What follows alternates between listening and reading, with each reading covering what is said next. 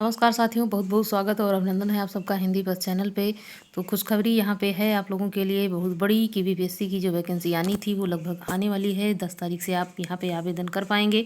तो अपनी तैयारी को आप बिल्कुल लगातार करते रहिए ताकि आपकी जो एक सीट है वो बिल्कुल बरकरार रहे। तो साथियों, आप लोगों के लिए जो प्रश्न है वो यहाँ पे निबंध के प्रश्न आप लोगों की तैयारी के लिए यहाँ पे चल रहे हैं। तो आप अपनी तैयारी को यहाँ से कर सकते हैं।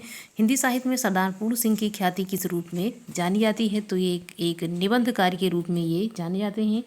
सी यहाँ पे आपका सही हो जाता है। आगे यहाँ पे प्रश्न है कि सरदार पूर्ण सिंह का जन्म 17 फरवरी 1881 को पाकिस्तान के एटबाबाद नामक स्थान पर हुआ था। हिंदी साहित्य में सरदार पूर्ण सिंह की ख्याति एक निबंध कार्य के रूप में है क्योंकि इन्होंने शोध संबंधी बहुत सारे लेख अंग्रेजी में लिखे हैं। हिंदी में इन्होंने कम ही लेख लिखे हैं।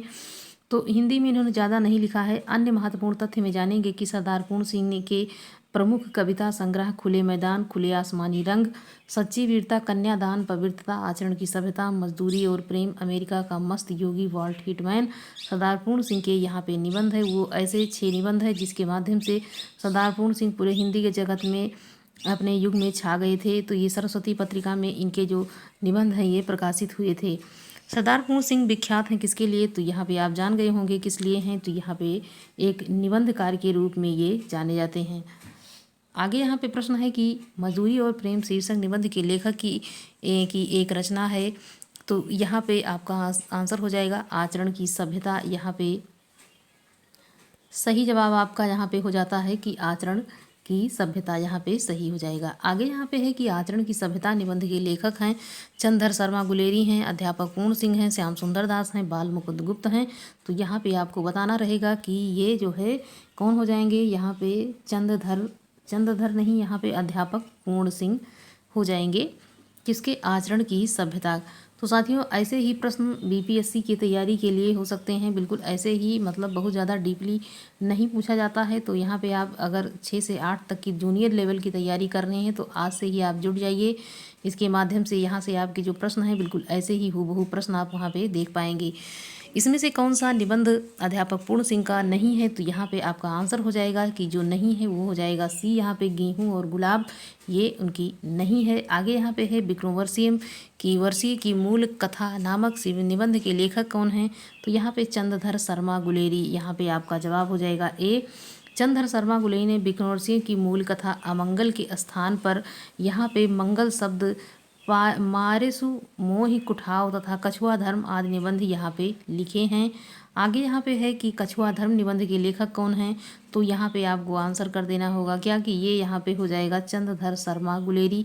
यहाँ पे इन्होंने ये निबंध लिखा है। आगे है कि कछुआ धर्म और मारिस मोह कुठाव निबंध के लेखक चंद्रधर शर्मा गुलेरी हैं। साहित्य जनसमूह के हृदय का विकास है, बालकृष्ण भट्ट का निबंध है। मुझे मेरे मित्रों ने से बचाओ, पद्म सिंह शर्मा का निबंध है। शिव शंभू के चिट्ठे तथा मेले का ऊँट, बाल मुकुंद गुप्त के निबंध हैं। यहाँ पे आपका जो पूछा गया था कि कछुआ धर्म किसका है, तो यहाँ पे आपने देखा कि ये चंद्रधर शर्मा गुलेरी का है और इनके जो जितने भी निबंध है यहाँ हमने आपको बताया। आगे है कि मारे मोह कुठाव एवं कछुआ धर्म के निबंध के लेखक, तो भी आपको यहाँ पे बता देना है कि चंद्रधर शर्मा गुलेरी आपका सही जवाब यहाँ पे हो जाएगा। इसमें से कौन सा निबंध सरदार पूर्ण सिंह का नहीं है? तो जब नहीं की बात आ जाएगी तो यहाँ पे आपको बताना है कि ये जो है कछुआ धर्म जो है यहाँ पे चंद्रधर शर्मा गुलेरी का है। यहाँ पे सरदार पूर्ण सिंह की रचना है सच्ची वीरता है, आचरण की सभ्यता, मजदूरी और प्रेम ये इनकी रचना हो जाएगी। आगे है मारिस मोह कुठाव के निबंध के लेखक कौन है? तो चंद्रधर शर्मा। यहाँ पे भारतेंद्र हरिश्चंद्र, चंद्रधर शर्मा गुलेरी। यहाँ पे सीधा सा जवाब आपको यहाँ पे हो जाएगा क्योंकि आप इसको तैयार कर चुके होंगे। बी आंसर आपका यहाँ पे सही हो जाता है। आगे यहाँ पे प्रश्न है कि मारिस मोह कुठाव किसका निबंध है? तो यहाँ पे भी आपका सही जवाब हो जाएगा कि ये चंद्रधर शर्मा गुलेरी का यहाँ पे कथन हो जाएगा। पुरानी हिंदी ग्रंथ के लेखक कौन है? पुरानी हिंदी जो ग्रंथ है इसको लिखा है यहाँ पे चंद्रधर शर्मा गुलेरी ने। आगे यहाँ पे देखेंगे इनके बारे में कि पुरानी हिंदी ग्रंथ के लेखक चंद्रधर शर्मा गुलेरी ने निबंधकार के रूप में चंद्रधर शर्मा जी बड़े प्रसिद्ध हैं। इन्होंने 100 से अधिक निबंध लिखे हैं। 1903 में जयपुर के से एक जैन वैद्य के माध्यम से समालोचक पत्र प्रकाशित शुरू हुआ। तो इनके जिससे वह संपादक रही, मतलब जो यहाँ पे पत्र प्रकाशित हुआ 1903 में उसका वो यहाँ पे संपादक के रूप में जाने गए। सैसुनाग की मूर्तियां, देवकुल, पुरानी हिंदी संगीत जैसे निबंधों पर उनकी विद्वता की अमिट छाप यहाँ पे देखने को मिलती है। आगे है कि पुरानी हिंदी ग्रंथ के लेखक कौन हैं, तो यहाँ पे आपका जवाब हो जाएगा कि पुरानी हिंदी ग्रंथ के लेखक चंद्र शर्मा गुलेरी यहाँ पे हो जाएंगे। तो इस प्रकार से इनका कछुआ धर्म, मारिस मोह उठाओ और यहाँ पे पुरानी हिंदी ग्रंथ, ये सारी रचनाएं यहाँ पे हो जाएंगी किसकी, चंद्रधर शर्मा गुलेरी की हो जाएंगी। किस प्रकार के निबंधों में बुद्धि तत्व प्रमुख होता है, तो यहाँ पे आपका जवाब हो जाएगा विचारात्मक जो निबंध होते हैं उसमें बुद्धि तत्व देखने को मिलता है, डी हो जाएगा आपका बिल्कुल ही सही जवाब। आगे है कि विचारात्मक निबंधों के बुद्धि तत्व की ओर, बुद्धि तत्व को और भावात्मक निबंधों में रागात्मक तत्व को प्रधानता मिलती है। शैली तत्व सभी समान रूप से रहता है। वर्णनात्मक और विवरणात्मक दोनों ही प्रकार के निबंधों में कहीं विचारात्मकता तथा कहीं भावात्मकता की प्रधानता हो सकती है। विचारात्मकता एक भावात्मकता का भी मिश्रण होना संभव है।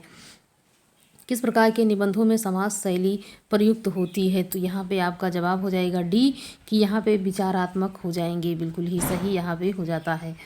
आगे यहाँ पे देखेंगे कि कौन सा यहाँ पे प्रश्न है, तो आप अपनी तैयारी को लगातार करते रहिए और ऐसे ही प्रश्नों के माध्यम से आपका एक एक टॉपिक यहाँ पे तैयार हो जाएगा। आपको पता भी नहीं लगने वाला है कि हम यहाँ पे बहुत ही मतलब आप धीरे धीरे पढ़ते रहेंगे और आपका तैयार होता रहेगा, आपको पता भी नहीं चलेगा, मतलब जूझ के यहाँ पे नहीं पढ़ना पड़ेगा, तो केवल आपको रिवाइज करना रहेगा।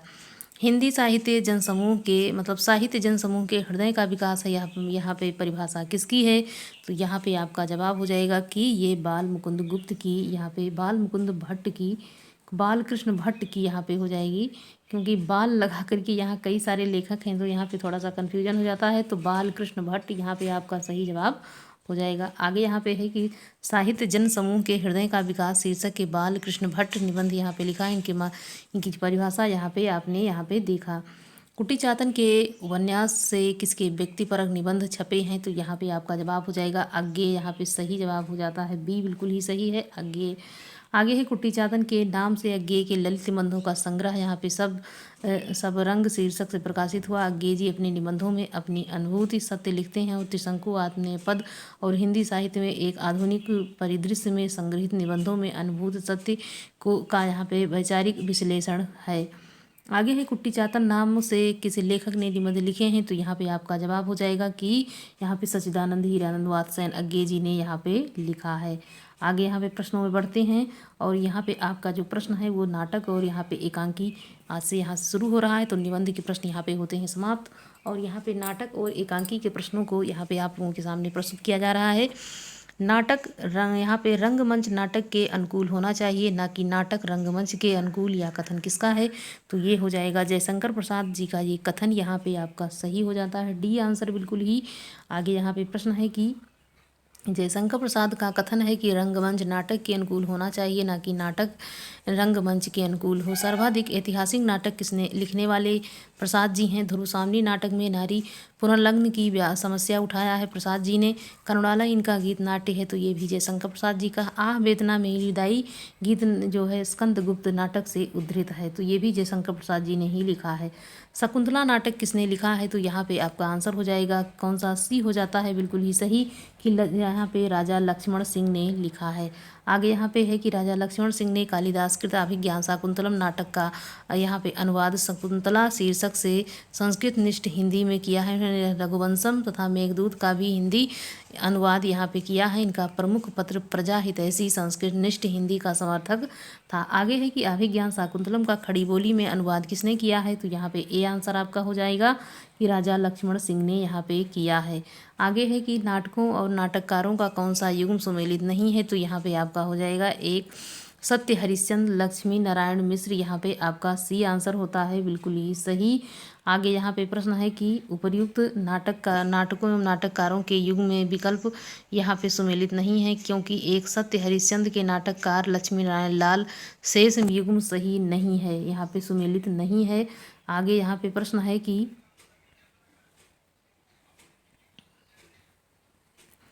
तो साथियों आप अपनी तैयारी को ऐसे ही छोटे छोटे टॉपिक के माध्यम से आप लोग करते रहिए, ताकि एक मतलब उबन सी आप लोगों को ना हो। तो तो लगातार आप लोग चलते रहिए, पढ़ते रहिए। माध्यम अपना एक ही, लक्ष्य एक ही होना चाहिए, केवल पढ़ाई। निम्नलिखित में से कौन सा सही सुमेलित नहीं है? तो यहाँ पे ए आंसर हो जाएगा आपका बिल्कुल ही सही, माधवी और यहाँ पे मोहन राकेश का ये नहीं है। द्रौपदी सुरेंद्र वर्मा का सही है। मादा का एक्टर लक्ष्मी नारायण लाल का है, जबकि रक्षाबंधन हरिकृष्ण प्रेमी, ये आपका सही जवाब यहाँ पे हो जाएगा। आगे है कि माधवी यहाँ पे भीष्म साहनी का नाटक है। भीष्म साहनी के अन्य चर्चित नाटक में देखा जाए तो हनुस है, कबीरा खाया बाजार में, मुआवजे, रंग दे बसंती चोला, आलमगीर, शेष युग यहाँ पे सुमेलित हो जाएगा।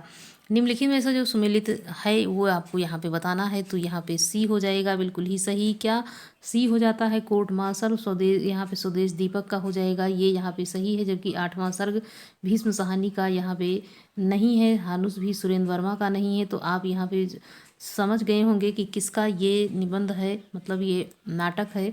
कोर्ट मार्शल यहाँ पे आपने देखा कि स्वदेश दीपक जी का है, जबकि 8वां सर्ग सुरेंद्र वर्मा, हानुस यहाँ पे भीष्म साहनी का, बकरी यहाँ पे सर्वेश्वर दयाल सक्सेना जी की हो जाएगी।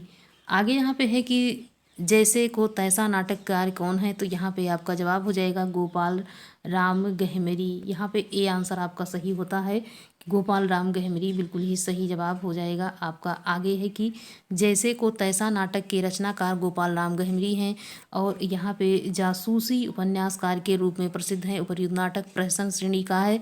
इन्हें हिंदी का यहाँ पे कानन डायल कहा जाता है। क्या कहा जाता है? कानन डायल कहा जाता है। किसे? तो गोपाल राम गहमेरी को। आइए देखते हैं इनके नाटकों को। तो इनका जो नाटक यहाँ पे है वो यहाँ पे है कि ये नाटक है इनका, ये इनका उपन्यास है। तो नाटक में है विद्या विनोद, बभुवाहन, चित्रांगद, चित्रांगदा और देश दशा। जबकि उपन्यास में है अद्भुत लाश, डबल जासूस, सरकटी लाश। तो आप यहाँ पे जब देखेंगे इनके उपन्यासों को तो इनकी नाटकों में ज़्यादातर यहाँ पे लाश, भूत, ये सारी चीज़ें यहाँ पे दिखेगी। तो इसके माध्यम से भी आप यहाँ पे थोड़ा सा अंदाज़ा लगा सकते हैं कि ये गोपाल राम गहमेरी का नाटक है। यहाँ पे सांभवी योगे योगे नाटक के रचयिता कौन है? तो जी.जे. हरिजीत हैं, मनमोहन ठाकुर हैं, विष्णु प्रभाकर हैं, यहाँ पे परिणीता है। तो ए आंसर आपका हो जाएगा बिल्कुल ही सही। ए यहाँ पे आपका सही जवाब हो जाएगा। क्या हो जाता है? ए यहाँ पे है जी.जे. हरिजीत, यहाँ पे आपका नाटक हो जाता है बिल्कुल ही सही। जीत ने जी ने यहाँ पे कन्नड़, अंग्रेजी तथा हिंदी भाषाओं में नाटक को यहाँ पे लिखा है। और इनकी कुछ और बातें की जाए तो यहाँ पे रंगायन, खरगोश की नौकरी इनकी एकांकी संग्रह है। हुमायूं, उत्तर मिक्षकटिकम, एक पहिए की गाड़ी है। रेल सत्याग्रह, और उसके बाद में सत्याग्रह है, रेल सत्याग्रह, यहाँ पे खामोश इमरजेंसी जारी है। और विक्रमोर्वशीय, इनके ये जो हैं क्या हो जाते हैं, इनके ये नाटक यहाँ पे इन्होंने जो लिखा है ये यहाँ पे हो जाता है किसके है? तो यहाँ पे जी.जे. हरिजीत, इन्होंने इसको लिखा है। तो साथियों ये जो वीडियो आप लोगों के लिए ज़्यादा से ज़्यादा आप इसको शेयर कीजिए और यहाँ पे आप लोग लाइक करना भी ना भूलें। साथियों आप लोग जितना यहाँ पे इस वीडियो को शेयर करते हैं और लाइक करते हैं उससे मेरा थोड़ा सा मोटिवेशन हो जाता है और इससे जो है थोड़ा सा और अच्छा आप लोगों के लिए करने का प्रयास यहाँ पे हम करते हैं। तो साथियों आप अपनी तैयारी को करते रहिए। मिलते हैं अगले वीडियो में, तब तक के लिए धन्यवाद।